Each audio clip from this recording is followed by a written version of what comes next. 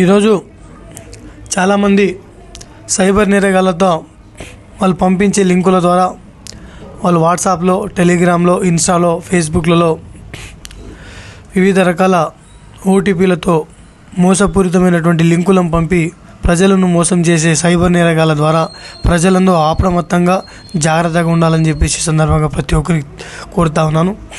మనం చూస్తూ ఉన్నాం ఈరోజు చాలామంది యువకులు, విద్యార్థులు, ఉద్యోగులు చాలామంది ఈ సైబర్ నేరగాళ్లతో మోసపోయి చాలామంది ఆత్మహత్యలు చేసుకుంటూ ఉన్నారు. మనం చూస్తూ ఉన్నాం. దయచేసి ఏది పంపినా మనకు అతి తక్కువ సమయంలో ఎక్కువ డబ్బులు వస్తాయని చెప్పేసి మనం ఆశపడతా ఉన్నాం. ఆ ఆశతోనే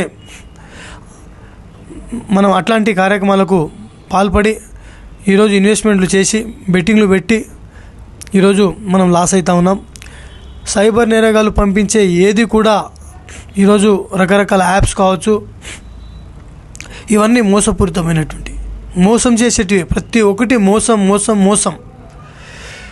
అమాయక ప్రజలు తెలియక ఎమోషనల్లో తక్కువ సమయంలో ఎక్కువ డబ్బులు వస్తాయన్న ఆశతోనే ముందు మనకు రూపాయి పెడితే ₹2 పెడితే ₹4 పెడితే ఇట్లా ₹10 అని చెప్పేసి ఆశ పెట్టి ముందేమో మనకు డబ్బులు వచ్చేటట్టు చేస్తారు. తర్వాత అన్నీ లాక్కుంటారు. మనం 1 కాదు 2 కాదు లక్షలు కాదు కొంతమంది కోట్లలో నష్టపోతూ ఉన్నారు. నష్టపోయిన తర్వాత వాళ్ళకు పరిష్కారం దొరకక చావే మార్గం అని చెప్పేసి ఈరోజు చాలామంది ఆత్మహత్యలు చేసుకుంటూ ఉన్నారు. ఇది కరెక్ట్ అయిన సొల్యూషన్ కాదు. దయచేసి మిమ్మల్ని నమ్ముకొని కుటుంబం ఉంది, మీ వెనకాల మీ కుటుంబ సభ్యులు ఉన్నారు. ఈరోజు మీరు చనిపోయి మీ తల్లిదండ్రులకు, మీ కుటుంబ సభ్యులకు ఇబ్బంది పెట్టే కార్యక్రమాలు చేయకండి. అసలు ముందుగా ఇలాంటి కార్యక్రమాలలో, ఈ బెట్టింగ్లలో, ఈ లింకులలో,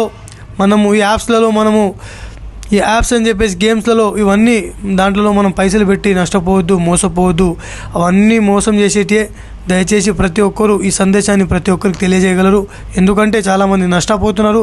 మోసమైనటువంటి ఈరోజు పోలీస్ వాళ్ళు కూడా చాలా హెచ్చరికలు చేస్తూ ఉన్నారు. రకరకాల యాప్స్లు అవి ఇవి ఓటీపీలు బ్యాంక్ నుండి చేస్తున్నాం అవి అని చెప్పేసి ఈరోజు మనకు ప్రజలకు మభ్యపెట్టి మోసం చేసే కార్యక్రమాలు చేస్తూ ఉన్నారు. దీనిని ప్రభుత్వం ఇలాంటి యాప్లను పర్మనెంట్గా తొలగించాలి. అసలు సైబర్ నేరగాళ్లను, ఈ వేటగాళ్లను అరికట్టేటట్టు ఏ యాప్స్ ఉండకూడదని చెప్పేసి పూర్తిగానే ఈ యాప్స్ తొలగించాలని చెప్పేసి నేను సందర్భంగా కోరుతా ఉన్నాను. అదేవిధంగా పోలీసు వాళ్ళు కూడా ఎక్కడిదక్కడ అవేర్నెస్ కార్యక్రమాలు చేపడతా ఉన్నారు. ప్రజలారా ఆలోచించండి. దయచేసి మోసపోయేటువంటి ఈ సైబర్ నేరగాళ్ల ద్వారా జాగ్రత్తగా ఉండాలని చెప్పేసి ప్రతి ఒక్కరికి తెలియజేస్తూ ఉన్నాను.